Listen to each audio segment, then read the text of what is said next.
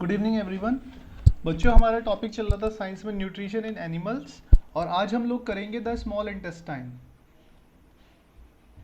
The small intestine. देखिए, इसका नाम तो स्मॉल है बट एक्चुअली ये लेंथ में लार्ज होती है। ठीक है, हम यहाँ पे लिखेंगे पहले इसके बारे में, स्मॉल इंटेस्टाइन के बारे में। द लेंथ ऑफ, हमारी बॉडी में दो टाइप की इंटेस्टाइन होती है बेटा, एक होती है स्मॉल, एक होती है लार्ज। जिसका नाम स्मॉल है एक्चुअली वो लार्ज होती है लेंथ में, एंड जो लार्ज जिसको हम बोलते हैं वो स्मॉल होती है। ठीक है, इसको स्मॉल इसलिए बोला जाता है बिकॉज ऑफ द थिकनेस, क्योंकि ये थोड़ी पतली होती है लार्ज वाली से। ठीक है, the small, the length of small intestine is about 7.5 metre, is about 7.5 metre. ठीक है, लगभग 7.5 मीटर लंबी होती है ये।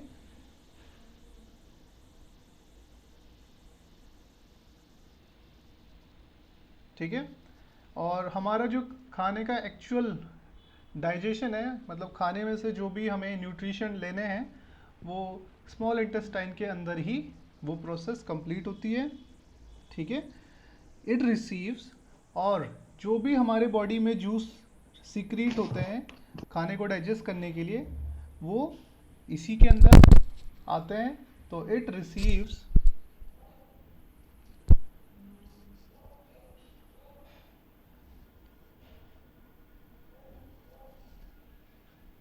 secretes juice from liver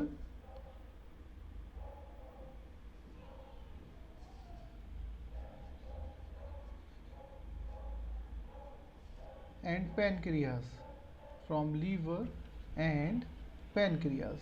तो इसके अंदर जो भी जूस आते हैं वो कहाँ से आते हैं? लीवर से और पैनक्रियास से। सिक्रेशन, जितनी भी सिक्रेशंस होती हैं इसके अंदर, वो सब लीवर और पैनक्रियास से आती है। ठीक है बेटा, क्लियर हुई? तो स्मॉल इंटेस्टाइन का इम्पॉर्टेंट काम यही होता है कि इसकी जो लेंथ है वो 7.5 मीटर है, और दूसरा जो इसमें इम्पॉर्टेंट चीज़ है कि जो खाने में से न्यूट्रिएंट्स हैं वो इसी के अंदर डाइजेस्ट होते हैं। ठीक है, देखिए स्टमक के अंदर क्या होता है, खाना ब्रेक डाउन हो जाता है कॉम्प्लेक्स फॉर्म से सिंपल फॉर्म में, है ना। उसके बाद जो वो प्रोटीन ड्रॉपलेट्स होते हैं या फैट ड्रॉपलेट्स होते हैं, वो सारे के सारे स्मॉल इंटेस्टाइन में जाके हमारी बॉडी द्वारा एब्जॉर्ब कर लिए जाते हैं। ठीक है, चलिए इसके बाद हम पढ़ते हैं, या फिर आप एक नोट डाल के लिख लीजिए, नोट।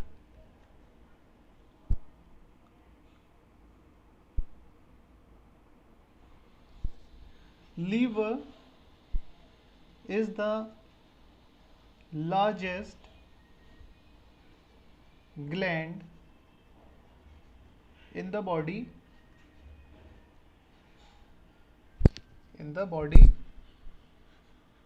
and it secretes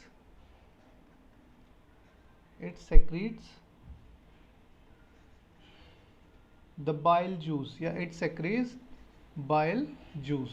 तो बाइल जूस कहाँ से निकलता है बेटा? लीवर से। ठीक है, ठीक है ना।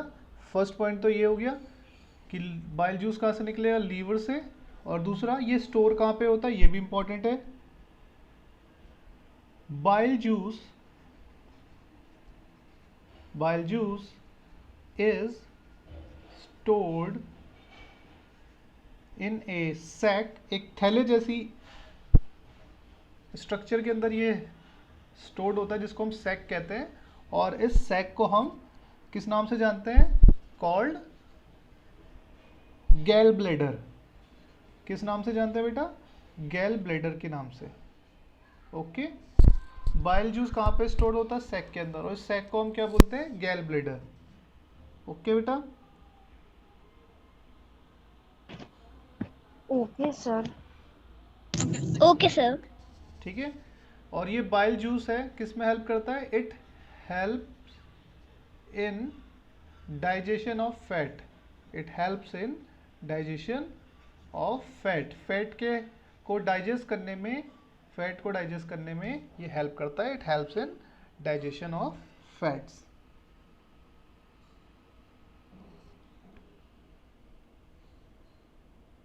ठीक है। नेक्स्ट इंपॉर्टेंट पॉइंट, तो ये हमने लीवर के बारे में थोड़ा सा समझा। अब अगली हेडिंग डालिएगा, पैनक्रियाज।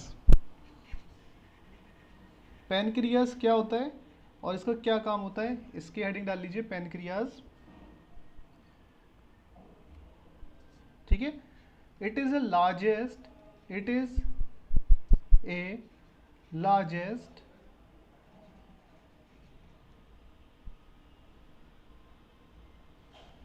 लार्जेस्ट तो नहीं होगी, लार्ज होगी। इट इज ए लार्ज, मतलब एक बड़ी सी क्रीम कलर्ड ग्लैंड होती है। लार्जेस्ट तो हमारी ये हो गया लीवर। तो it is a large cream coloured gland located just below stomach. Stomach के जस्ट नीचे ही लोकेट होती है। लोकेटेड जस्ट बिलो स्टमक के जस्ट नीचे ही लोकेटेड होती है ये। ठीक है। अब इसका काम क्या होता है मेन? बेटा मेन काम होता है इसका, द पैनक्रिएटिक जूस, जो पैनक्रिएटिक जूस होता है, द पैनक्रिएटिक जूस, इस जूस का मैं यूज़ भी बताऊंगा आगे। वो पैनक्रिएटिक जूस जो होता है वो इधर ही से निकलता है। ठीक है। Pancreatic juice secretes from pancreas and the pancreatic juice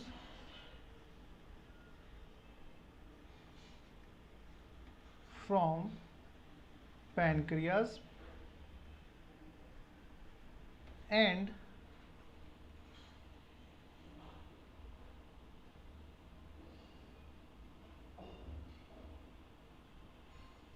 and this juice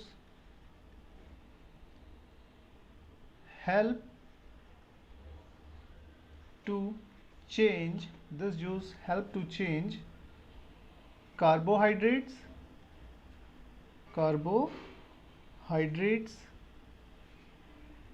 comma fats and protein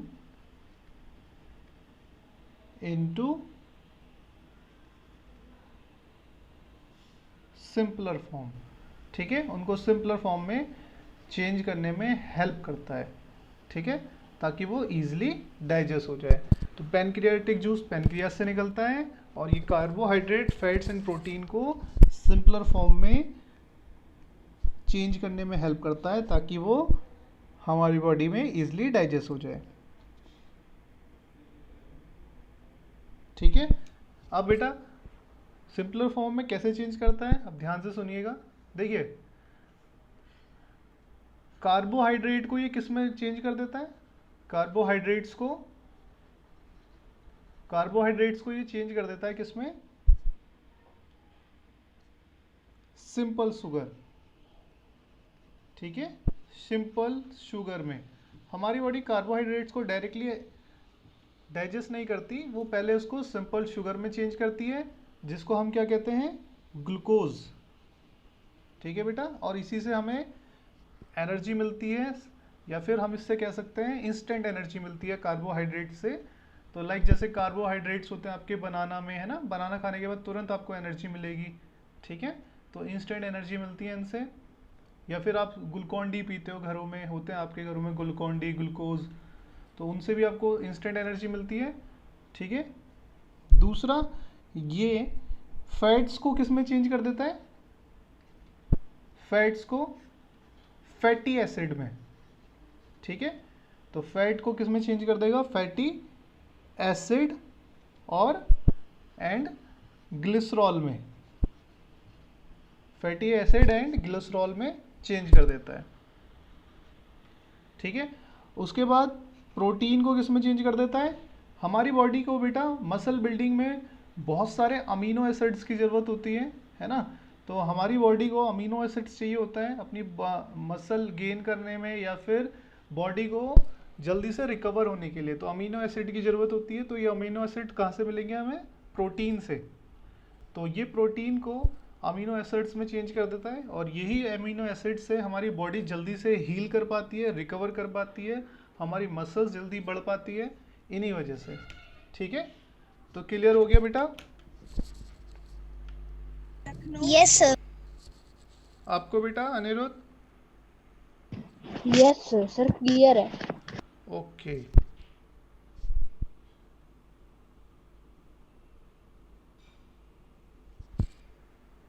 चलिए, तो ये तो हो गया यहाँ तक हमारा स्मॉल इंटेस्टाइन और पैनक्रियास के बारे में। नाउ अब देखिए स्मॉल इंटेस्टाइन में एब्जॉर्प्शन कैसे होता है। हेडिंग डालिएगा, absorption, absorption in the small intestine.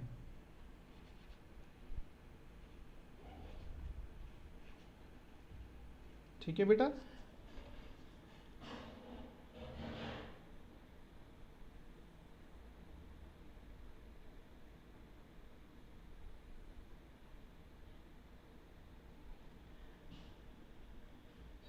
देखिए बेटा, दो चीज़ें होती हैं। मैंने आपको उस दिन भी डायग्राम में समझाया था। जैसे हमारी जो स्मॉल इंटेस्टाइन है, अगर उसका हम एक डायग्राम बनाने की कोशिश करें तो वो कुछ ऐसा होता है।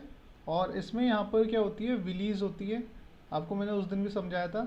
विलीज जैसे लाइक हमारे फिंगर्स के बीच में जो गैपिंग होती है ना, बिल्कुल ऐसी उनका स्ट्रक्चर होता है बेटा।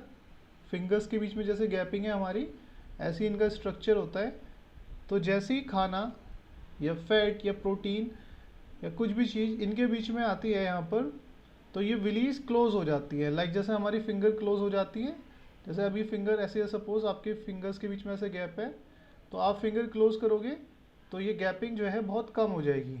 ठीक है, तो जैसे ही यहाँ पर कुछ भी चीज़ आएगी आपके फिंगर्स के बीच में, और ऐसे ही सपोज बिल्कुल सेम विलीज के बीच में जो भी चीज़ आती है, तो वो यहाँ पर बिल्कुल क्रश हो जाती है और उसमें से जो भी न्यूट्रिएंट्स होते हैं वो हमारी विलीज या स्मॉल इंटेस्टाइन उसको अंदर की तरफ एब्जॉर्ब कर लेती है। इसी प्रोसेस को एब्जॉर्प्शन कहते हैं।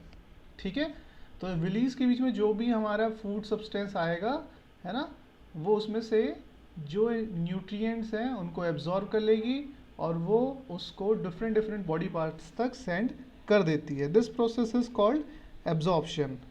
ठीक है बेटा?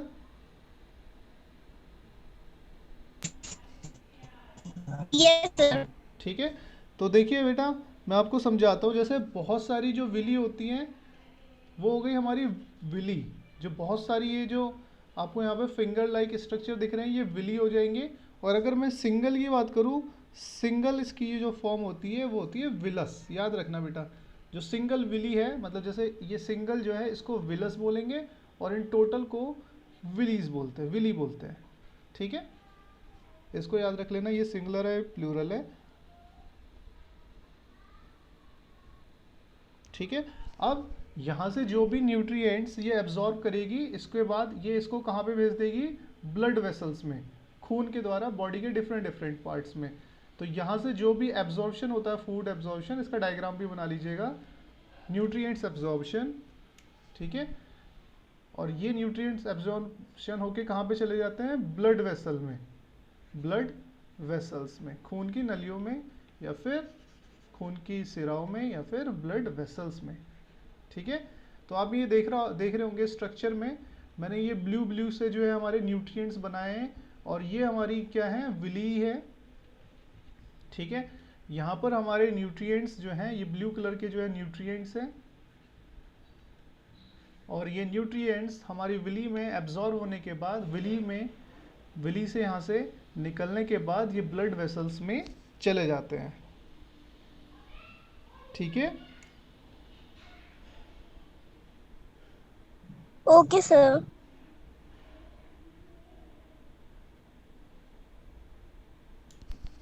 Okay sir. ठीक है बेटा, चलिए, तो ये हमें पता चल गया विली में जो भी खाना न्यूट्रिएंट्स एब्जॉर्ब होंगे ब्लड वेसल में चले जाएंगे। अब एक इम्पॉर्टेंट हेडिंग डाल लीजिए बेटा, बहुत ही इंपॉर्टेंट है ये भी, एसिमिलेशन। एसिमिलेशन एसिमिलेशन, ये काफ़ी क्वेश्चन आते हैं इस पे। एसिमिलेशन क्या होता है पहले इसके बारे में हम लिख लेते हैं बेटा। The surface of the villi, देखिए ध्यान से सुनिएगा, द सरफेस, जो विली की सरफेस होती है ना, the surface of the villi absorbs the digested food, है ना, जो भी फूड डाइजेस्ट हो जाता है शरीर में उसको क्या कर लेती है, एब्जॉर्ब कर लेती है उसमें से न्यूट्रिएंट को। तो एब्जॉर्ब द डाइजेस्टेड फूड। अब उसके बाद क्या होगा, डाइजेस्टेड फूड को एब्जॉर्ब करने के बाद ईच व्यूलस, एक मिनट बेटा कॉल आ रही है।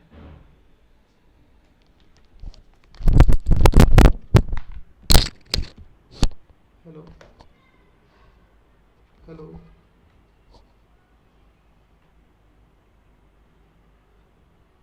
क्लास ले रहा हूँ अभी।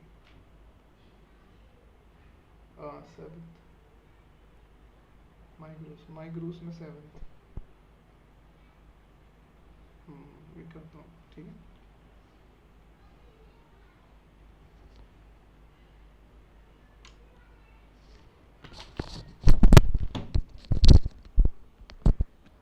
तो बेटा हम लोग बात कर रहे थे कि जो भी खाना डाइजेस्ट होता है वो विली की सरफेस में एब्जॉर्ब हो जाता है, ठीक है।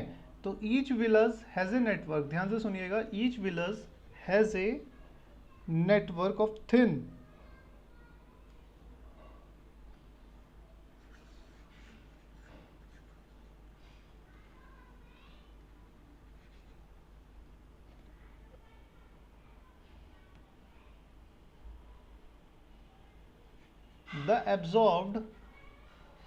the absorbed substance, जो ये सब्सटेंस एब्जॉर्ब होते हैं, सब्सटेंसेस आर ट्रांसपोर्टेड, इनको ट्रांसपोर्ट कर देती है, फिर वो कहाँ पर, ट्रांसपोर्टेड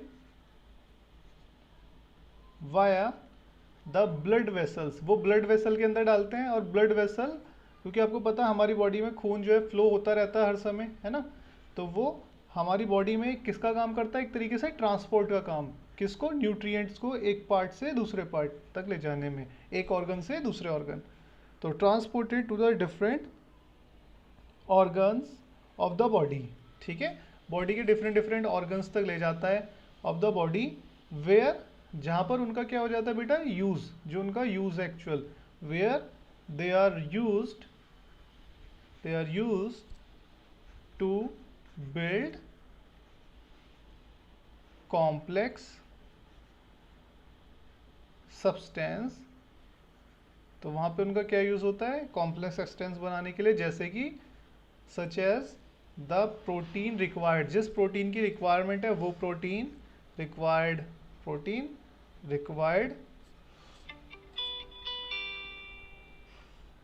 ठीक है, बाय द बॉडी। और इसी प्रोसेस को एसिमिलेशन कहते हैं। हाँ बेटा, सर आपकी आवाज नहीं आ रही। ओके, तो अभी मैं समझा दूंगा बेटा। दिस कॉल्ड एसिमिलेशन, ध्यान से सुनिएगा बेटा। देखिए बेटा क्या होता है, जो सरफेस होती है ना विली की, वो डाइजेस्टिव फूड को एब्जॉर्ब कर लेती है, उसमें से न्यूट्रिशन, है ना, और वो एब्जॉर्ब करके उस न्यूट्रिशन को ब्लड वेसल में भेज देती है। अब ब्लड वेसल्स क्या करती है, हमारी बॉडी में एक तरीके से कैरियर का काम करती है, ट्रांसपोर्ट करने का, एक चीज़ को एक जगह से दूसरी जगह, क्योंकि ब्लड वेसल्स में क्या होता है, खून फ्लो करता रहता है ना बेटा, रुकता नहीं है वो। तो वो क्या करेगा, खून के अंदर जो भी चीज़ जाएगी वो उसको बॉडी के डिफरेंट पार्ट्स तक फ्लो कर देता है। अब जैसे ही वो डिफरेंट पार्ट्स तक फ्लो करेगा तो जिस पार्ट को जिस चीज़ की ज़रूरत है वो वहाँ पर बिल्डअप हो जाएगी। जैसे आपकी कहीं पे मसल्स ब्रेक होती है, ठीक है, अब मसल्स ब्रेक होने के लिए फिर क्या है, आपको प्रोटीन की ज़रूरत है वहाँ पे मसल रिकवरी के लिए, तो वहाँ पे वो प्रोटीन जाके बिल्डअप कर देगी जो भी प्रोटीन वहाँ पे रिक्वायर्ड होगा, है ना बेटा, ठीक है। तो प्रोटीन रिक्वायर्ड वहाँ पर जो भी होगा वो ब्लड वेसल्स के थ्रू उस पार्ट तक पहुँच जाएगा और वो बॉडी पार्ट फिर वहाँ पर उसे यूज़ कर लेगा, और इसी प्रोसेस को एसिमिलेशन कहते हैं। समझ में आया आपको, कोई दिक्कत? No sir. ठीक है बेटा। तो आज तो हम लोग इतना ही रखते हैं, क्योंकि बेटा आज थोड़ा सा काम है ना। बाकी हम लोग